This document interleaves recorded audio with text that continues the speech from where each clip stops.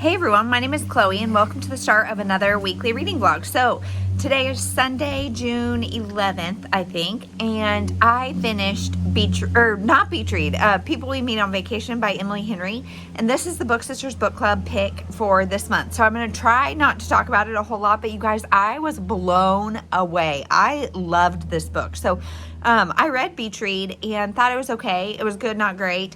I don't know if like the hype got me or if it truly was just like an okay story for me, but so I went into this one with pretty low expectations, honestly, and I loved it. So this book is about Poppy and Alex, and they meet in school and they become friends.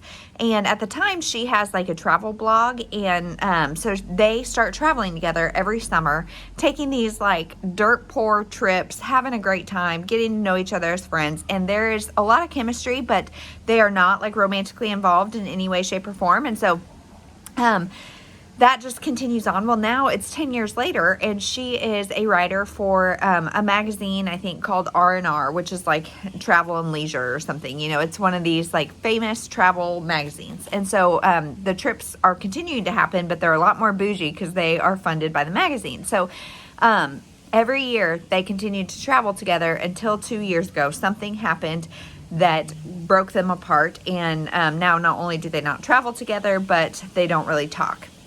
So the book is told between present day, and then it jumps back to like 10 summers ago, 9 summers ago, 8 summers ago, etc., etc. Well, today she is kind of like just in a life rut. You know, she's just kind of like, I don't know, she's achieved her goals and she just is feeling kind of in a funk. And so she tries to remember the last time she was happy, and that was with Alex. And so she calls him and is like, hey, let's go on one more summer vacation together. What she doesn't tell him is that the magazine is not funding it. She's going to do it herself. So it's kind of back to the roots of like dirt poor in this broke Airbnb. And it was just so funny. But their relationship was really like awkward and tense because they hadn't spoken in 2 years and something had happened 2 years ago. And you don't know until pretty much the end what it was. And so there's that awkward tension, but there's also just so much like humor and chemistry between the two of them. And I just felt like both of these characters were very real people. They were like very real. I don't know. His mother had died in childbirth, and so he was really scared of like everything, like really letting people get close because he didn't want to lose them. And she had her own like insecurities about like, because she's really quirky and people had made fun of her. She was bullied a lot in high school and stuff. And so she had her own insecurities and walls up for those reasons. And I just thought it was so great. I loved their chemistry. I loved them as individuals. There is caretaking in this book, which I love. So it has like friends to lovers, caretaking, travel. Sign me up. It was so good. I'm giving it 4.5 stars. The only reason is because they have a conflict in present day that is like, did you guys learn nothing? And like, can you communicate? You know, so I thought that was, and like, I just had a hard time believing that they wouldn't be able to talk through it. And so, yeah, it was so good.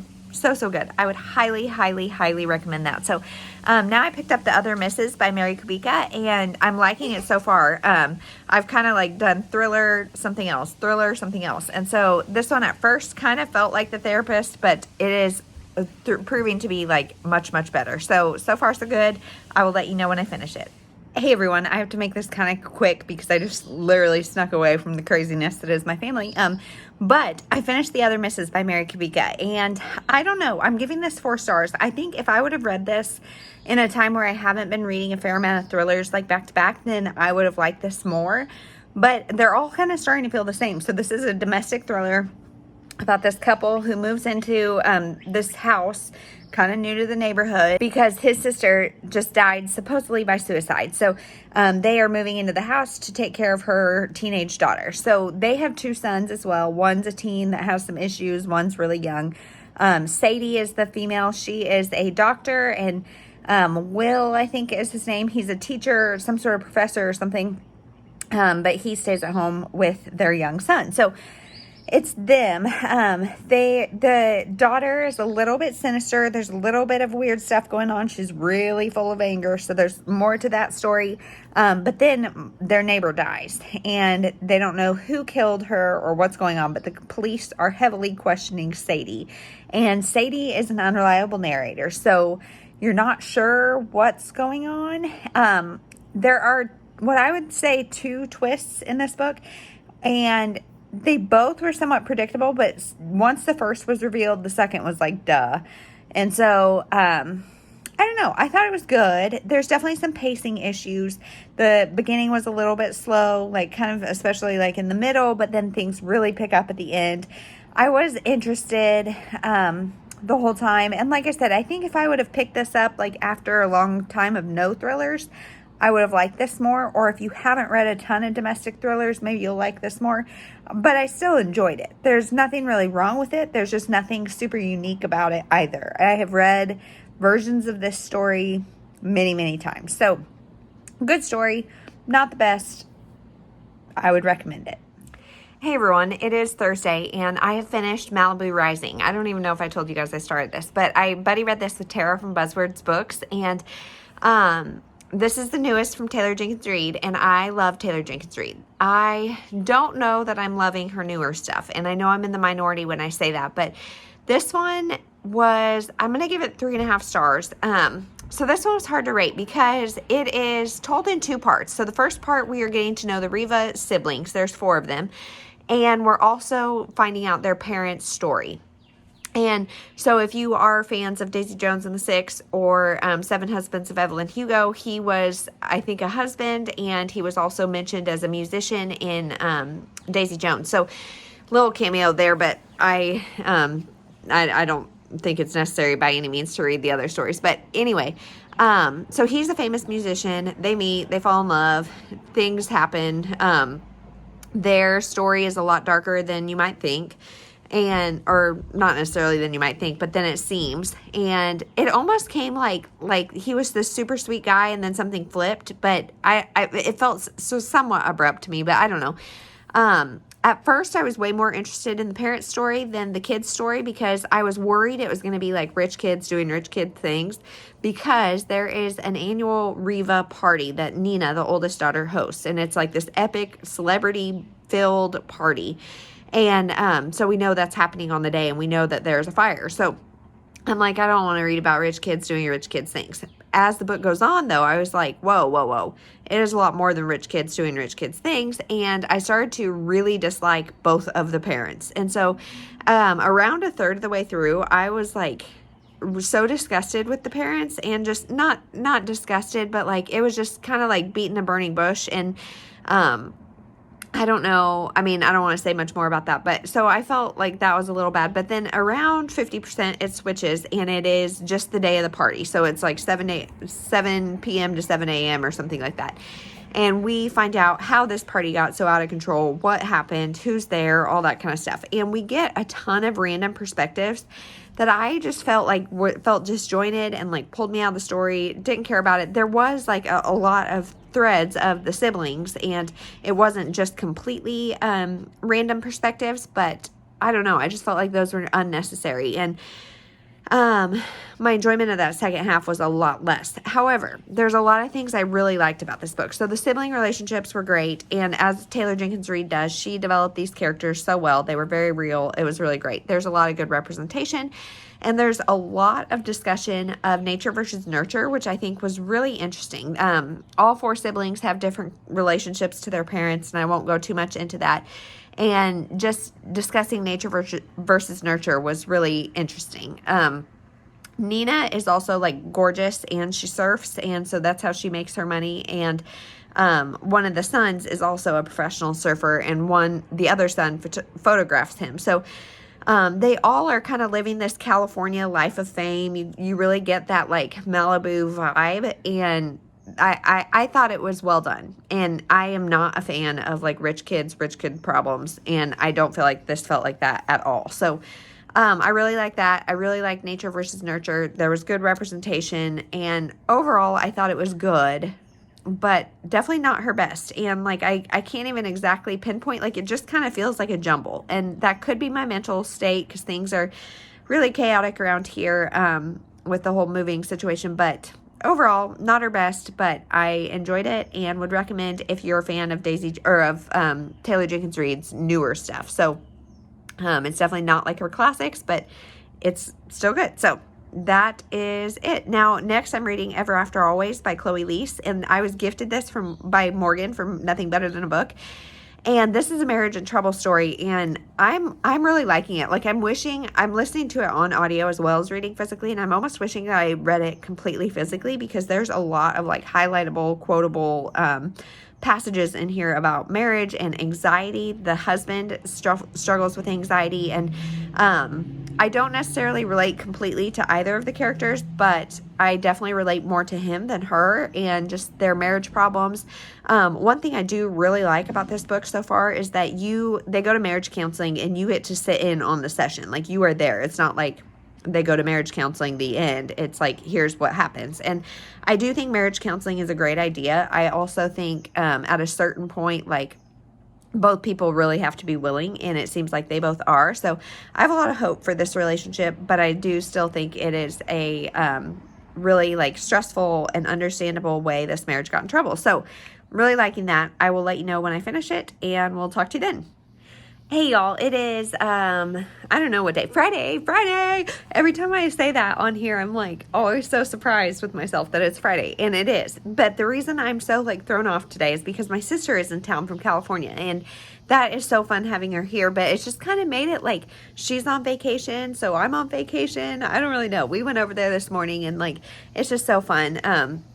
She has never met Annie because of COVID, and so it's just so great getting to see her. But so that is why I'm a little confused about what day it is, but it is Friday, and I have finished Ever After Always by Chloe Leese. So I was given this book from Morgan from Nothing Better Than a Book. So Morgan, thank you. I read the first in the Bergman Brothers series, and I thought it was okay. I don't know if you guys can hear the cicadas. If you don't live in the Midwest, do you have cicadas? I don't know if the cicadas are Midwest regional or Southern regional or whatever, but they're so gross, and like, they have come on full-fledged lately. But anyway, back to the book. So I can't remember what all I said about it, because I know I talked about it before, but this book is about Freya and Aiden, and they have been married, I think, like 12 years, and they're just like kind of drifting apart and really starting to struggle. They have struggled with fertility, and there's just a lot of different things going on that now they have kind of found themselves in a really rough spot. So she kicked him out to go like be with one of her brothers for a while, and that was like one of my favorite parts of the book. Not that she kicked him out to go be with her brothers, but like that the Bergman family in general is just so strong. And like, the brothers were really good about being like, okay, if you hurt my sister, like, you're gonna have to pay for it, but also like, we love you as a brother regardless of blood. And I just thought that was so sweet, and the way they like made him feel welcome, and just the big family element. I love stories with big family. I'm gonna be really upset if you guys can hear the cicadas and you can't hear me, but anyway, let's see. So I really like that part. I also loved Aiden has some severe anxiety, and I wouldn't even call it severe. Like, he's just going through a really anxious path, which, hi, hello, me too. Like, I get you. And so he's pulling away from Freya, and he's got things going on at work, and then also with their fertility stuff. His dad was absentee, and so he's like, I want to make sure if I have a kid that I'm like able to provide for him, or him or her or whatever, them, and be there for them, and like be the dad that I didn't have. And so he's got a lot of those pressures put on himself, combined with the anxiety. It just kind of makes the perfect storm within Aiden. And then Freya, of course, is feeling like she doesn't ever get his time. She doesn't get his attention. Like, what is going on? And she's just kind of fed up. So they are in this spot. And then all the other Bergman siblings come together and buy a family vacation for their parents' anniversary. So they're going to Hawaii. And Freya's like, okay, we got to fake it till we make it, because I'm not going to like burden them with our problems on this anniversary trip that's supposed to be so joyful. So they do, and My complaints about this book, overall, I thought it was really great. I'm giving it 3.5 stars. I thought there were so many quotable moments, and I think I said something about that before, because there were so many, especially from the parents who had been married for like ever and a day, and they seem to have it all together, but there's some like times in this where it's like you realize that they did not. There's a discussion of postpartum depression and just different things that have happened in their time together that were really tough. And marriage is something, I think anyway, that will constantly be like ebbing and flowing, up and down, good times, bad times. And so my complaints are, for me, this book felt like marriage in a bad time, not necessarily marriage in trouble. From the beginning, both of them are very willing to work on it.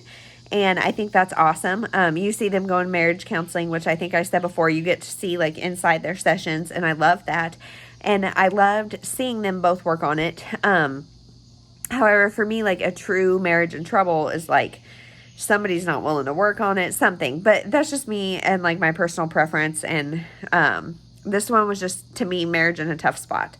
And the other complaint that I had was just how steamy this is. So from the very beginning, Freya is having like super lustful thoughts about her husband. And like she's talking about how like angry she is and how hurt she is and all of that kind of stuff. And yet her sex drive is still like through the roof. And that was just so unrelatable to me. So unrelatable to me. And like both of them, there's a lot of talk of like sex and steaminess and stuff. And like, if my marriage is really in trouble, I guess that's just not what I'm thinking about. And so that is a me thing. I don't know if that's relatable to other people, but for me, it was not relatable at all and felt just like too much. And then, of course, like as they do start to work things out, it gets even more and more. It's definitely not fade to black. And I really didn't like that part. So, yeah, those are my two complaints. But again, those are very personal preference. So if this book sounds like something you would like, if you like the marriage in trouble trope, there's a family vacation, a big family. If you haven't read the other ones, I would think you could read this as a standalone. You get to see the whole family, so you kind of see where they are now. So it may spoil earlier books, but I didn't mind at all. So overall, I would recommend it. So again, thank you to Morgan for that book. I'm so excited to have been able to read it. And now it's on to the next thing, which I don't really know what that will be. And I don't really know when it will be. But hopefully I will get some good reading done tonight at bedtime. Maybe. We'll go with that, and I will check in tomorrow. Hey everyone, so it is Saturday, and I just decided to like sneak in a quick read last night. And so I read Try Softer by Andy Colbert, and this book is really good. This is a book I heard about on Oshina's channel, from Oshina's Gotta Read 'Em All, I think.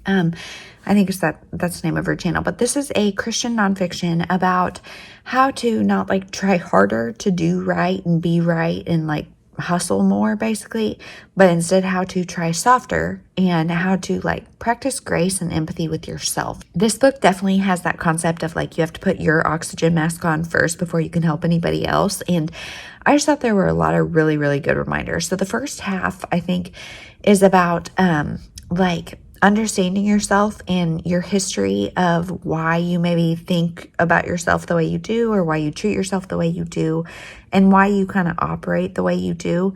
And then the second half is kind of how to treat yourself kinder. And I think some of it was like a little bit much, like a little bit like easier said than done. But I think that there were some really, really great reminders. And it's always helpful for me to hear like that you're a child of God, and like he made you exactly how you are. So when you're critical of yourself, you're critical of something God made, and he doesn't make anything that's broken or not right. So I think it was just really good, really helpful. Not perfect, but I do want to own a physical copy, because there's quite a few different like action steps and things to meditate or journal or something on. And she is very good about like, if this is uncomfortable, stop, and not pushing yourself like to achieve something, which you guys know I'm an Enneagram type 3. Achieving is like my thing. So really just noticing your feelings and how they impact you, and how to treat yourself with kindness, and not ever like shame or guilt yourself, but instead try to like recognize things and see what purpose they're serving you, and see if they're serving you. So I really like this book. Thank you to Oshina for recommending it. And that's it. So today's Saturday, so I'm going to go ahead and end this vlog here, because I'm not going to finish anything else by the end of the day. I think it's about to storm, but my friend is going to come over and cut my hair. So we typically do it like outside, just so I don't have to clean. And I mean, you just kind of sweep the hair into a bird pile. And so we're going to see if we can get it done. That is everything. We'll talk to you guys next week. Thank you so much for watching.